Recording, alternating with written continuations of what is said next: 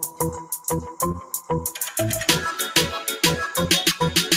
don't need Netflix, you don't need cable. Hop on YouTube, welcome to the hood table, where we chop up local and global events vocally. You don't really wanna miss out on these conversations. Just joke a little, laugh a little, get that wine in your system, fill your glass a little. Expose current events, talk trash a little. You never know, these opinions might clash a little. They addicted to the content, got them binge watching. You don't like it, then you want invited bet your friends watching in the house and your job parking lot before you clocking. They don't wanna miss a second of this HT content. Everybody think they got something to say, so it's an open invitation, bring it to the table. But if you come whack, just know we ain't buying in. We gon' probably turn you back and tell you sorry, try again, Yeah, welcome to the hood table.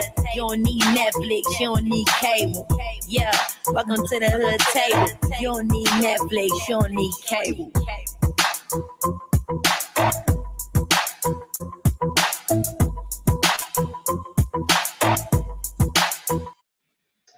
Hey, what's up, everybody? Welcome to the Hood Table one more time.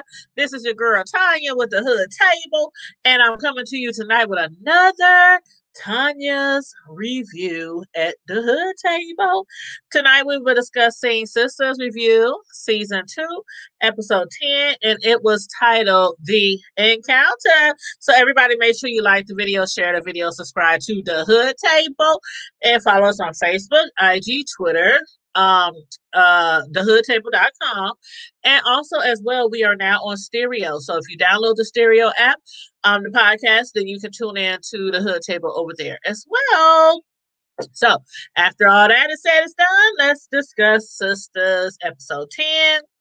Now, last week, Maurice, he had got, jumped a couple of episodes back by old Alonso, the homophobic. And last week, we had saw at the end of the episode how Alonso had just showed up out the blue at the bank, where Maurice was working, and he was waiting for him on the outside. Now, Maurice, as we know, has a restraining order against him, and he pressed charges against him. So what the heck was he doing there? I was like, is he there to finish off the job? Not only was Alonso pissed off at the retaliation from Maurice, from filing the charges and the restraining order, but he felt like his reputation to him was destroyed. But whose fault is that? Because for one, if Alonso couldn't tell that Maurice was a whole full grown ass man, then he just need his eyes checked, because even though Maurice was in a dress, you could tell that he was a man. But anywho, the last time Maurice, when they had that fight, that altercation, well, I won't say a fight because Maurice was dog walk, monkey stomp, and molly wop. But anyway, Maurice was in a dress, stockings, a waist trainer, and high heels the last time. This time, Maurice was ready for whatever. As he said before, Alonso caught him the last time unprepared. He was slipping last time, but this time, Maurice said it would be different if he was to run into Alonso again. Maurice was not backing down from Alonso this time in the least bit. Unfortunately for Alonso, he must have threatened Maurice one too many times, because Maurice commenced to whooping that homophobic ass. Then he said after he was done, now meow on that bitch, meow. So I guess this time when Alonso came to the bank, he didn't have enough cash to back up that check. But moving right along, let's talk about Dani and my girl Sabrina. Now, those two ladies were out for dinner and margaritas, and during their conversation, Sabrina mentioned to Dani that she doesn't believe the rumors that her man Calvin is on meth.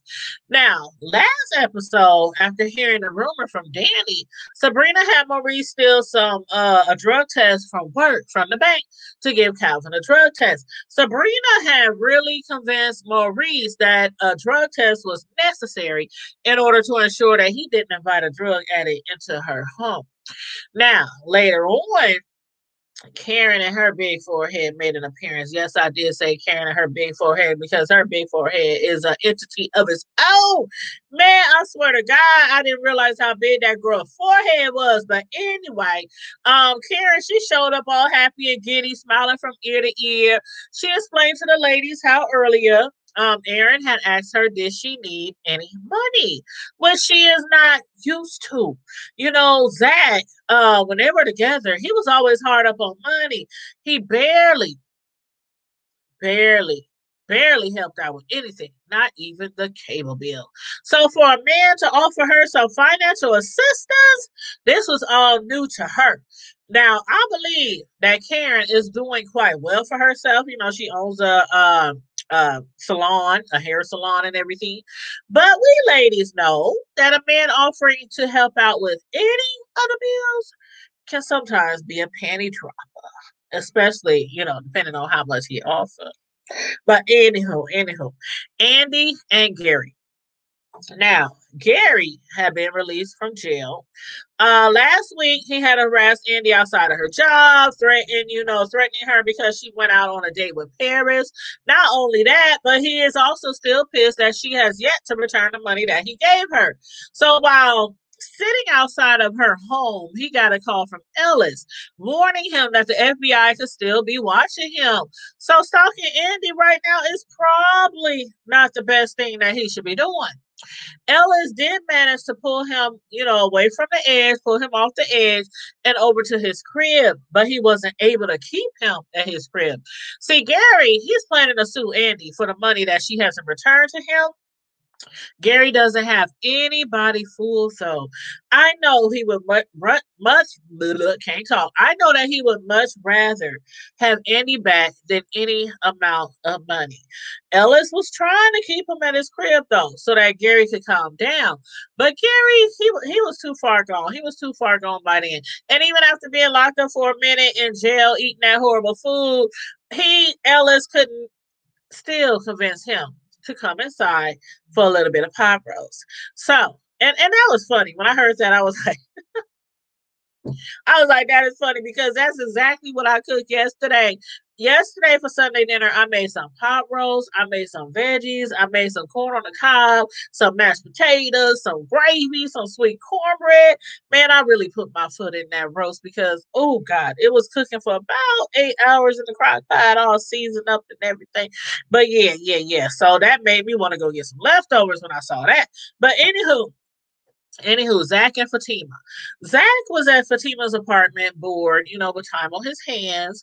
So he tells her when she called that he's going to go to work to get some sweat equity. And it does seem to me like Fatima is doing her best to mold Zach into her perfect man. She told him to be careful at work, and she expected him in return to tell her be careful as well. Now, ladies, of course, when we go out at night, if we're going to be out late at night, whether it's working, hanging out with our girlfriends to the grocery store, whatever, it's not uncommon. It's not foreign for a man to say, be careful, baby. Make sure you get home, baby. Watch your back, baby. Be aware of your surroundings, baby. But in return, that's also some of the words that we say to our men. What we would say to them, even though they are a man. Because let the record show that men, especially black men, have a higher rate of not getting home safely compared to women. But anyway, I digress.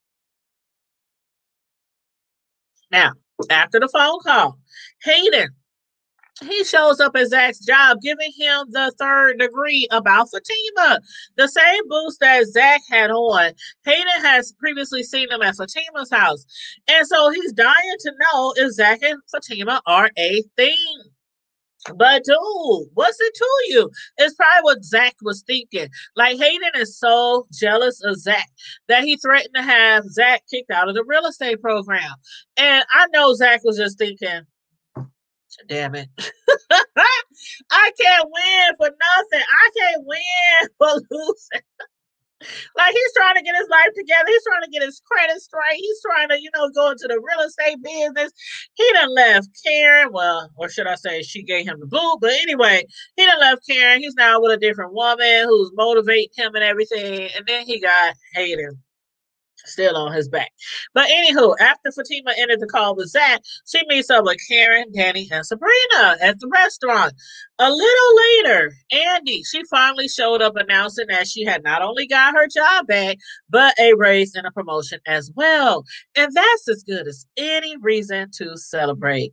Now, last week, when watching the previews, I was wondering, and I mentioned to you guys, if this would be the moment when Fatima reveals to the ladies that she and Zach are not only rooming together, but are also sleeping together. Now, I also asked you guys if you thought that Karen would be jealous or in her fifis about it. So please, again, let me know what you think Karen would do or how she will react once she finds out that Zach is kicking it now with Fatima, a co-worker of her best friend, Andy. So let me know, y'all. But instead of revealing that, this episode, Fatima, she was actually the sounding board of advice. She advised Sabrina that if she wasn't quite ready to be exclusive with Aaron for a committed relationship with Aaron, then don't. Especially if she's not fully acceptable of him wearing panties or wanting her to use her dildos on him. That still be having me gagging when he said, "Oh, I like that." Ooh. But anyway. And if Aaron isn't okay with that, then that's his problem. But if you are in fact down with that freaky shit, then go for it, Sabrina. Go for it. So I was beginning to think that Fatima and Zach's relationship, for the time being, will remain a secret for now. Next thing you know, Andy and Dani was going back and forth, accusing each other of basically being easy. Remember, they both went home and had sex with somebody that they were not in a prior relationship. Now, although, and that was at Maurice's homecoming party, by the way. Now, although Dani, she didn't know that guy quite well. You know, the bartender with the bedazzled vest, as Zach would call it. But Andy, she knew that guy. She knew Paris. She knew him. She represented his mother, but she don't really know him. So in that case, it's still to me as going home with somebody you really didn't know prior to that night. Aaron, he was on the other side of the restaurant sitting with another woman. I don't think they said who that woman was. Hell, it could be his sister, cousin, aunt, co-worker, or whatever. But anyway, noticing the ladies on the other side of the room, he approaches the ladies, awkwardly telling them to have a good night. It was quite obvious that he is still upset at the fact that Sabrina turned him down on his commitment offer. So he told them to have a good night. And he turned around and went back to whoever he was sitting with. He has no idea that the reason for Sabrina's abrupt behavior that night was because Dani told her that she had heard that he was a meth head from the dude with the bedazzled jewel vest. After that, the ladies ended up, ending their evening. They all headed home to their, destinations. Andy, when she got home feeling like she still wants a little bit more Paris, she called him up and invited him to come over for drinks. Not once did she realize that Gary was sitting in the dark of her apartment, watching and waiting for her. So, in the previews, they show Andy and Gary getting into a heated conversation, a heated discussion, and then Paris showed up. So do y'all think that Paris and Gary would get into a fight? And also, we saw Dani trying to tempt Mr. Rodeo with the handcuffs. This time, will she willingly allow him to cuff her to the bed and have his way with her, ladies? The last time she was about to call Al Sharpton, Jesse Jackson, and every other well-known activist to protest women being cuffed to the bed by white men. So, y'all let me know. Do y'all think she will, from now on, allow him to cuff her to the bed? Let me know what you think, and let me know your thoughts on all the different storylines, the different characters, and put the comments in the chat.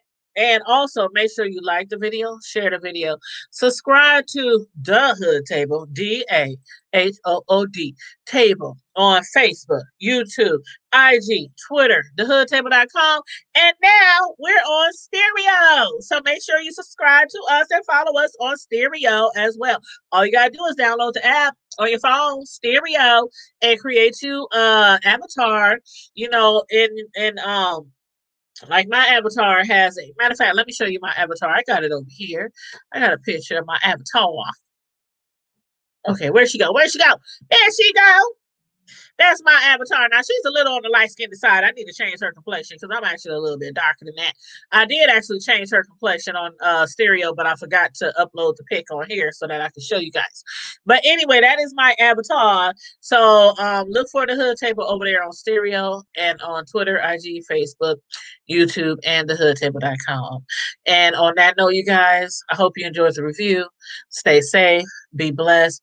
Have a holly jolly Christmas. If I don't see you before then, I'm out. Bye.